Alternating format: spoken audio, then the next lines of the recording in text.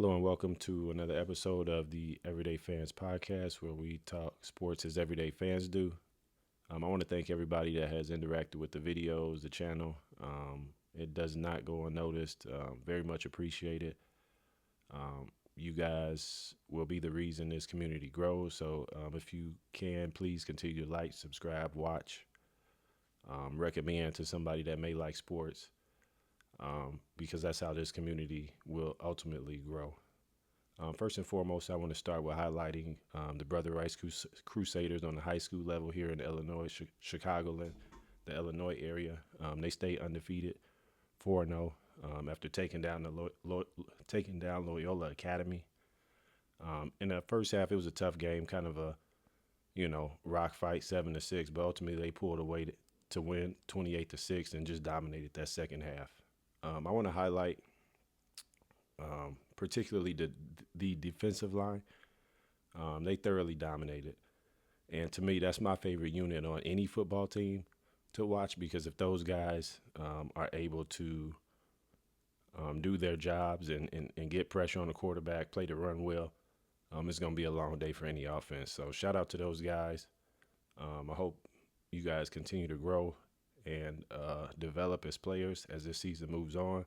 Still has some tough matchups out there that ultimately they want to go to state. So right now they're on a pretty good trajectory to do that in the 7A level. So we'll see what happens over the next couple of weeks. And good luck to those guys. In NFL news, we'll start with the quarterbacks. A lot of quarterbacks injured this week, 5 in particular.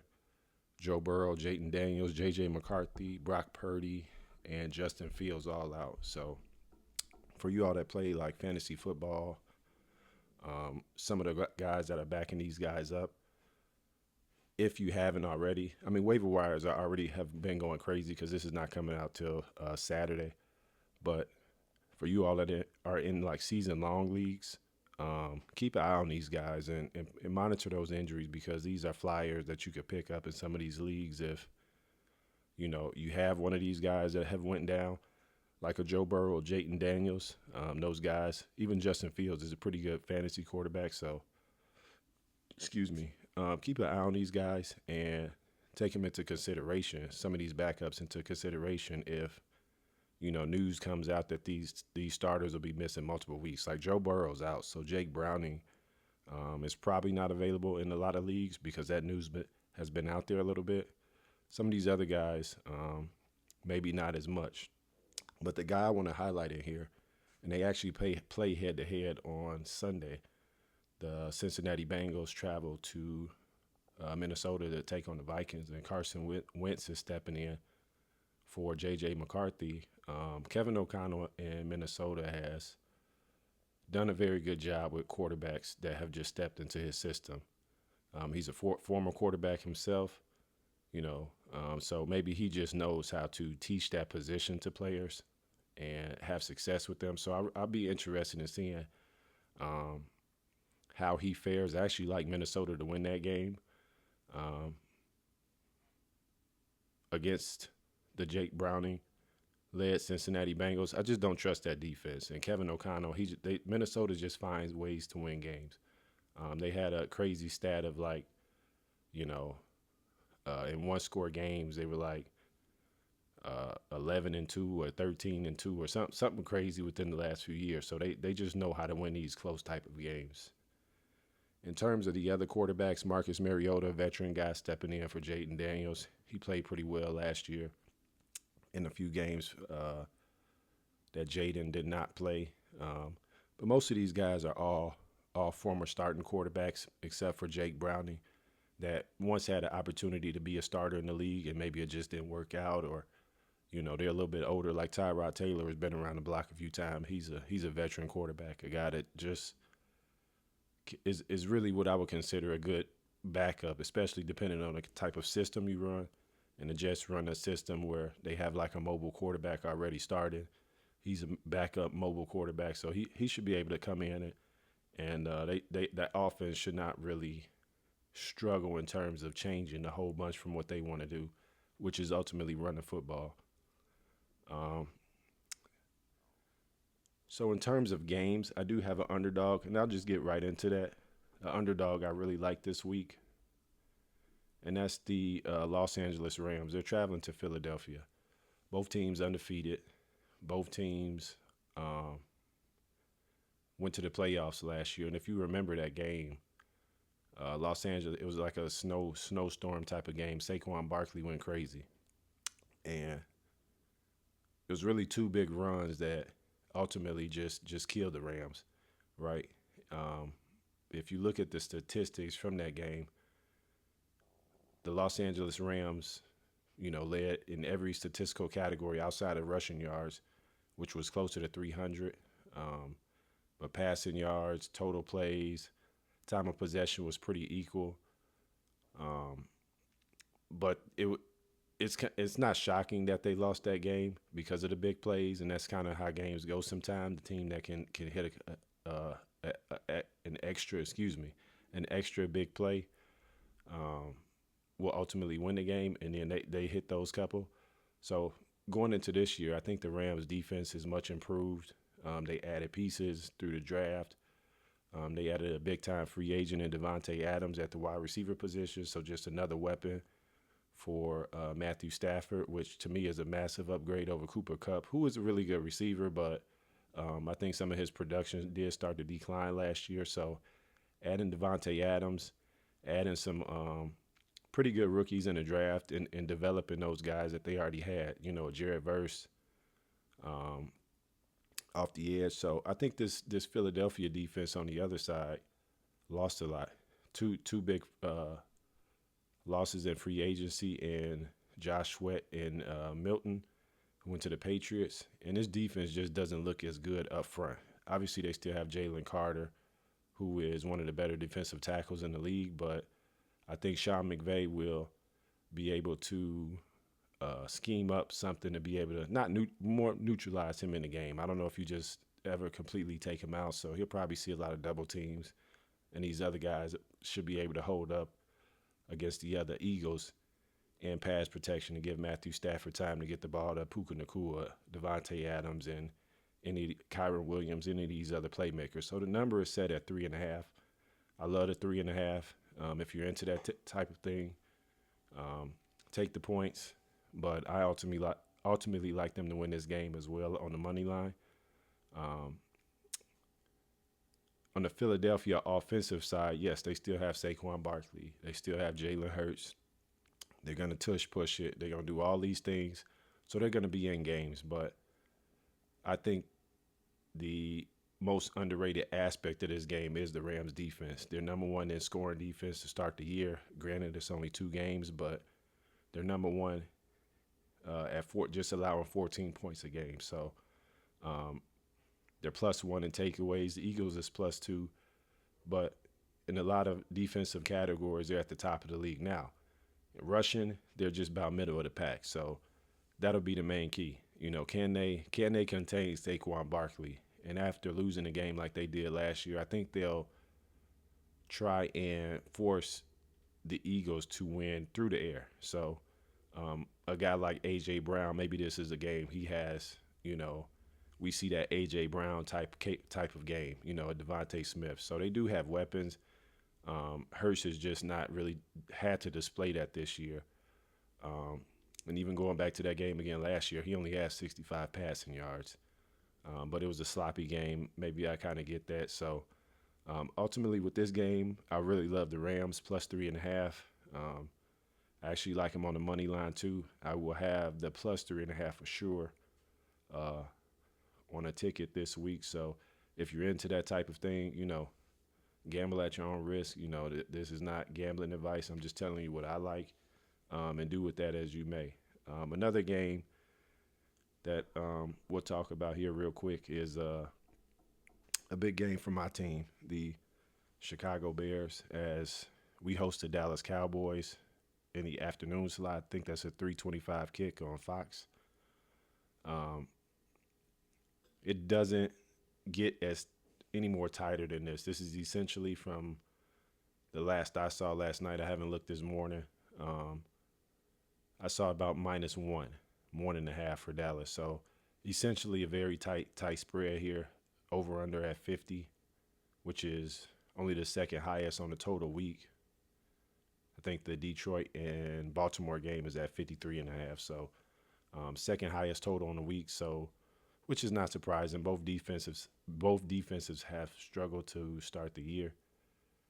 In terms of the Dallas side of the football, defensively, everybody knows at this point, if you're a sports fan, you follow football, Micah Parsons is no longer there, traded to Green Bay. So the pass rush isn't what it was, prior to him departing. But not only that, the run defense hasn't gotten better. They traded for Kenny Clark, which I thought would help bolster that defensive line. It just hasn't to this point.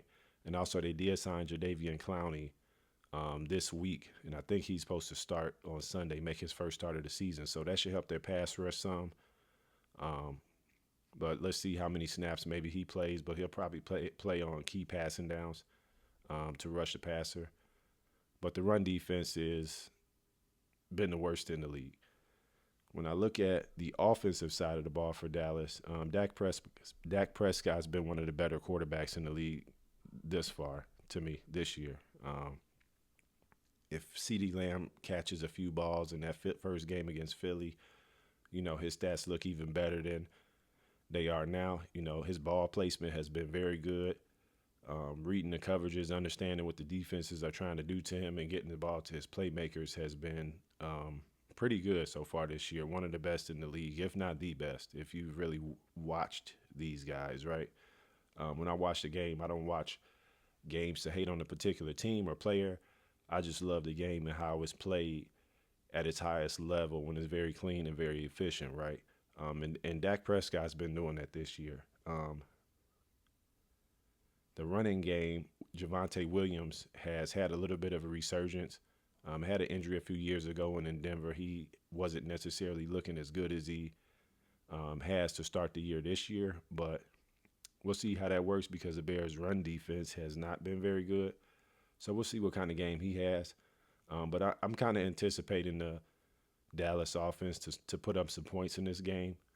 On the opposite side, my Chicago Bears, defensively, they need a better showing than they had last week, right? The first three quarters against Minnesota, they played some really good football. And the more recent 5 quarters, the fourth quarter of the Minnesota game and the 4 quarters against Detroit, it's been a lot of letdown, right? And it starts up front. Just like I talked about earlier in the high school game, the defensive line has to be more disciplined and more improved on what they're doing. We're not getting enough pressure on the quarterbacks, and we're getting gouged on some of these runs that, it shouldn't be happening, right? We got to win up front, first and foremost, to stop the run, and then play off of that. Our DBs are banged up. Jalen Johnson out, Kyler Gordon out, 2 of our top defensive backs. So we're going to need pressure to get home. Otherwise, Dak is just going to shred this secondary up. Also missing some linebackers. So in the run game, these guys that are stepping up, they're going to have to really read their keys and be disciplined on what they're seeing out there on the field. On the offensive side of the ball, Caleb looked a lot better in week 2 to me. I still think he's just a young guy developing, right? I know people want, instant, you're a number 1 pick. They want you to come in and just be, Peyton Manning, Tom Brady, right out the gate. But a lot of these people that are saying these things because football has just exploded in popularity. But these guys didn't come into the league like that. Peyton Manning had, I think, 30 interceptions his first year, right? Tom Brady wasn't even starting coming into the league. So a lot of these guys are being put in, not just Caleb, around the league, are put in, to me, sometimes situations that are very unrealistic in terms of them coming in and just taking over and leading the team, in year 1. Caleb is doing well so far to start the year. He could be playing a lot better, but for a young quarterback, not a lot of turnovers, but he has to be better in terms of trusting his eyeballs and what he's seeing because he's leaving a lot of big plays on the field. If you watch like the coach's film and you're into that type of thing, he's leaving plays out there. There are other plays to be made down the field And I don't know if he's not seeing it or not just trusting it, but based off what he said in his interviews, is he just has to trust more what he's seeing. So I think he's seeing it and is just not um, trusting what he's seeing. So hopefully that changes this week because the Dallas defense, they're down their top corner. So I think this Caleb could have a big day. I'm not giving the play in terms of this game. Obviously, I want my team to win every game, so go Bears. But the total in this game, 50.5, even though it's high, I still kind of like the over here. I don't really like to play overs, but if I had make a play in this game, that's probably what it would be, is over the points, because I think both defenses have some weaknesses coming into this game, and I think the opposing offensive minds are going to try to take advantage of some of that stuff. Um, in the night game, Sunday night game, we had a Chiefs who are 0-2 as well, taking on the New York Giants, who are 0-2. The Chiefs, on the Chiefs side of the ball, they just don't look it anymore, right? I don't know if you guys see the same thing, but the Chiefs, they don't really look like the Chiefs anymore, right? And a lot of it has to do with the way they have to structure their roster now with paying guys, right? So the cheat code in the NFL is getting a rookie quarterback and them kind of being good out the gate, right? So, for example, I'll use the Washington Commanders because they had a successful season last year, right, making it all the way to the NFC Championship. So I'll use them as an example. But you have Jayden Daniels, right, on a rookie deal. Now you can trade for a Deebo Samuel. You can sign Terry McLaurin to that extension he asked for. You can add some premier players on your defense through free agency because you're not paying your quarterback, at the top of the salary cap, right? As opposed to the Chiefs, Mahomes has been in the league, I don't know, 7 years now, give or take, roughly. And he was a first-round pick. So really after the fourth or fifth year, you can start, maybe even after the third year, you can start to negotiate a contract extension. And when they were winning and going to all these Super Bowls and winning Super Bowls, they have to pay him, right? They paid him what they paid him. But now that changes where you can spend on other positions, right? Chris Jones got paid. Some other guys got paid, and that changes the way you can structure your team, right? Even though the salary cap is going up, another example of this that is Dallas, team we were just talking about, right? In the Micah Parsons trade, you pay Dak, you pay CD, and if you pay Micah as well, that's probably going to take up 50% or more of your salary cap of just 3 players, right? And so how are you supposed to fill out the rest of your team with productive players when this type of thing happens, right? So to me, that's the problem the Chiefs have, as well as just other stuff. Rashee Rice with the off-the-field issues, but again, a young guy, they're relying on younger talent mixed in with some of these higher-priced veterans as their formula to win. And with that comes, stuff like that. The decision-making maybe isn't as good as some of these veteran guys are. So they're missing him for, I think, a total of 6 games. This is only week 3, so he'll be out at least another 4 games. Xavier Worthy was hurt. And then I think teams are just figuring out a little bit more. I mean, the defense has kind of been there. So I won't even say that. The defense is not really, giving up a ton in terms of, big plays and scoring games, right? But the offense just has not been there, even with Patrick Mahomes at the helm, right? It's only so much he can do. He's leading the team in rushing. So that lets me know Isaiah Pacheco, who has not looked good since coming from injury last year, as well as Kareem Hunt, they just don't have it in the backfield, right? And when you can't run the ball, defenses aren't afraid of the weapons they have on the outside. So what are they supposed to do, right? This game, to me, it's not an easy game. I think a lot of people will just pick the Chiefs blindly, but it's a road game in New York Sunday night. And on the other side, the Giants just put up, 37 points, granted against a bad Dallas defense, but Russell Wilson was actually able to get the job done, right? And I know I don't speak glowingly of him because I think his time has kind of come to an end, but maybe I'm wrong on that, right? we'll see this week what they're able to do. He has the weapons, right? So if he can get the ball to these guys in space, Malik Neighbors, Wandale Robinson, even Darius Slayton to me is still a pretty solid receiver. Um, the Giants could be interesting. I actually think they're a pretty decent roster. I think they need to improve a little bit on their offensive line. But if they get that figured out, I think if Jackson Dart's the guy, the Giants could be making some noise as early as like next year. It won't be this year, but the Giants could be making some noise really soon because they have a really good defensive front, and they add some pieces in that secondary. I think there'll be a team in the next year or two that'll be contending for like a postseason spot, challenging Philly in that division. Also Washington. Um, so looking at this game, the spread is 6. I think that number's too high. You know, um, give me the Giants and the 6.5 is what I'm seeing, a 6.5 number. So give me the 6.5 with the Giants at home. I do not like Brian Dable as a coach, so I'm a little worried about that play. But I think ultimately people are still just holding on to this mystique of the Chiefs. I understand who they are. I understand who they've been, but you still need talent in the NFL to win. So um, give me the Giants and the points in this particular game. I think the Chiefs win the game, but I don't think they win it um, by big. I think we see maybe a late drive from Mahomes. Bucker gets in field goal range, and he kicks a game winner, right?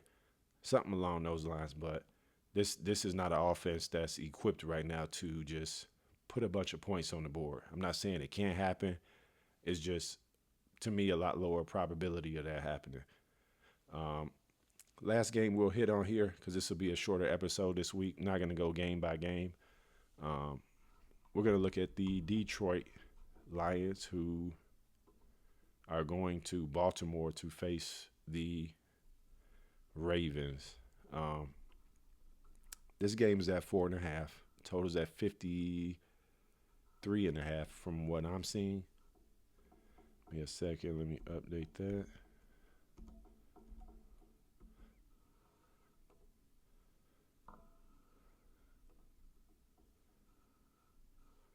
Sorry, just refreshing the screen here. And so 5.5 now. I'm seeing 5.5 for the Lions. Maybe that number's a little too big to me.